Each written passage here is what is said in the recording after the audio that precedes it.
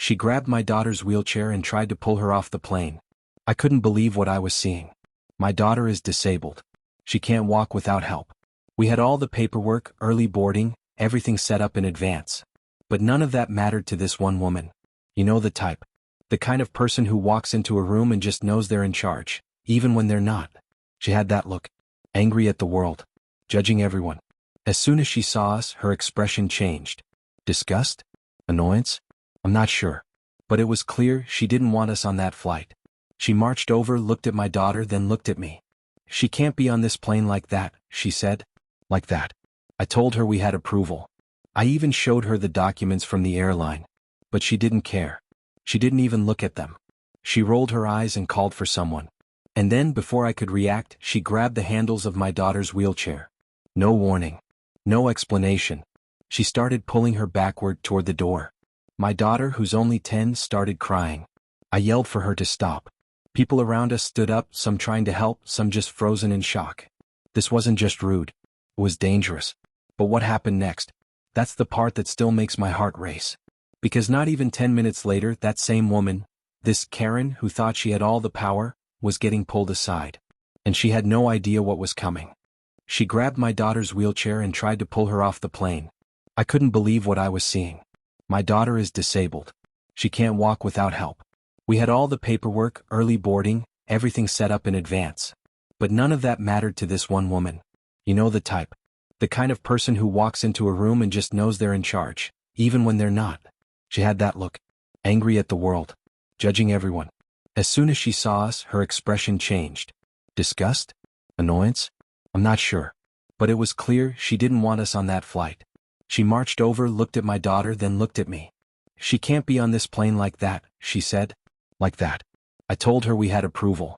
I even showed her the documents from the airline. But she didn't care. She didn't even look at them. She rolled her eyes and called for someone. And then, before I could react, she grabbed the handles of my daughter's wheelchair. No warning. No explanation. She started pulling her backward toward the door.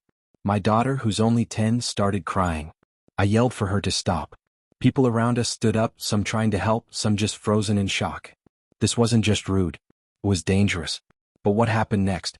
That's the part that still makes my heart race. Because not even 10 minutes later, that same woman, this Karen who thought she had all the power, was getting pulled aside. And she had no idea what was coming. We started moving down the jet bridge, thinking that maybe it was over. Maybe she'd let us board even if she was rude about it. But I was wrong.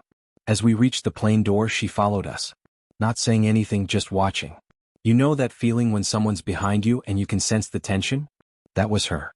When we got to our seats, I started helping my daughter transfer from her wheelchair. She needs a few moments to settle in. That's when the woman stormed up behind us again. You need to get off the plane, she said sharply. I turned, thinking I'd misheard. Excuse me? She repeated it. She's not cleared. I don't have paperwork. You're a safety issue. I tried again calmly. I told her I had everything printed. I showed her the envelope with the airline's logo on it. I told her to call her supervisor. But she didn't listen. Instead, she walked behind my daughter, grabbed the handles of her wheelchair, and began pulling her back toward the door. No warning. No discussion. Just grabbed and pulled. My daughter screamed.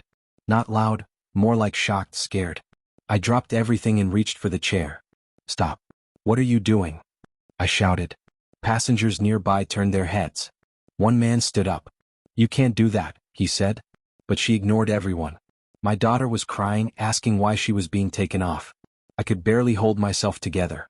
She kept saying, "This is a safety call. I make the rules here."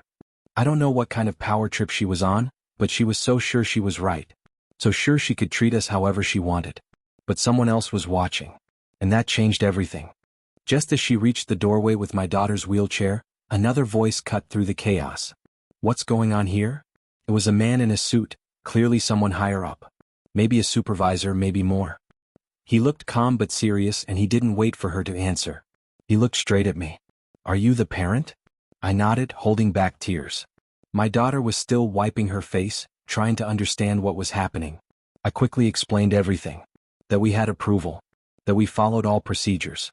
That this woman, Karen, though I didn't know her name then, refused to check the documents. Other passengers started speaking up too. One woman said she saw everything. Another man told the supervisor, "That child did nothing wrong. She didn't deserve that." Karen tried to interrupt. "Sir, I was just doing my job. She didn't have clearance and I had to act." He cut her off. "Did you verify the paperwork?" She hesitated, then said, "It wasn't necessary. I knew it wasn't real." His face changed. Not angry but cold. Controlled. "You knew?" he repeated. "You didn't even look." She started to backtrack, saying she was trying to protect the airline. He didn't buy it. "Step aside," he said. "Now." He walked over to my daughter, knelt down and softly said, "You're okay now." "I'm so sorry." That moment, I'll never forget it. He turned to me and said, "Let's get you both seated. You're flying today. No more issues." Karen stood frozen, watching. And then someone else, another uniformed employee, told her to come with them. She tried to argue, but it was useless. People around us started whispering. And for the first time that day I felt the shift. We finally got to our seats. My daughter was quiet, holding her stuffed animal tightly. I leaned over and whispered that everything was okay now. She just nodded. The same supervisor who had stepped in earlier stayed near the front of the plane. He was on his phone, speaking in a low voice. A few minutes passed and then I saw Karen again. But this time she wasn't barking orders. She was standing to the side, arms crossed, lips pressed tight. A different staff member approached her, someone with a clipboard and headset. They spoke quietly, but I could see her face change. Anger. And finally, disbelief. Then she turned, looked straight down the aisle where I was sitting and walked off the plane. Just like that. Another employee came over to me, leaned down and said, "She won't be bothering you again. We apologize for what happened." I asked, "Is she off the flight?" He nodded. "She's off more than that. She's no longer working with us." Fired. Right there. 10 minutes. That's all it took for everything to flip. The woman who dragged my disabled daughter off the plane without cause was now out of a job. And people around us had seen it all. One older lady across the aisle leaned over and said, "Good. That kind of behavior has no place here." Another man a few rows behind clapped quietly. It wasn't loud. Just enough for us to know we weren't alone. My daughter looked up at me. "Are we really flying now?" she asked. I smiled for the first time that day. "Yes, baby. We are." And for once we could just be passengers like everyone else. No stares. No fights. Just peace. As the plane took off, I sat there holding my daughter's hand, still trying to process everything that had just happened. She leaned her head on my shoulder, exhausted. I could feel how tense she still was. Her little fingers were gripping mine like she thought something bad might still happen. I kept whispering, "You're safe now. It's over." But deep down I was still angry. Not just at Karen, but at how quickly people like her think they can treat others like they don't matter. Like following their own rules gives them the right to ignore basic human decency. My daughter didn't ask to be disabled. She didn't want special attention. She just wanted to go see her grandparents like any kid would. And yet, in one moment, a stranger decided she wasn't welcome. All because of a wheelchair. Looking around the cabin, I saw people avoiding eye contact. Maybe they didn't know what to say. Maybe they felt awkward. But a few kind souls smiled at us. A flight attendant brought my daughter a cookie and gently told her she was brave. That small gesture meant the world. I didn't want to make a scene. I didn't want drama. But when someone grabs your child and tries to take her off a plane without a reason, you can't just stay quiet. And thankfully I didn't have to. People stood up. Witnesses spoke out. Someone with real authority stepped in. For once, doing the right thing actually made a difference, fast. And while nothing can erase how scared my daughter felt in that moment, what happened next showed her something important. That even when someone mistreats you, not everyone will let it slide. The rest of the flight was quiet. My daughter eventually fell asleep with her head in my lap. I watched her breathe steady and calm again, and I felt that weight in my chest finally start to lift. I couldn't stop thinking about how close we came to being kicked off that flight for no reason. If that supervisor hadn't shown up when he did, I don't even want to imagine how far Karen would have taken it. She didn't care that my daughter was a child. She didn't care that we followed every rule. She saw a wheelchair, made an assumption, and acted like she had the right to do anything she wanted. But she didn't. And she found that out the hard way. There was something surreal about watching her walk off that plane with her head down while we stayed seated, still flying, still moving forward. That's what stuck with me the most. She tried to throw us off and she ended up being the one removed. Karma doesn't always come that fast. But this time it did. 10 minutes. That's all it took. And it wasn't because I screamed or made a scene. It happened because someone saw the truth and took action. Someone stood up for us. That kind of justice? It's rare.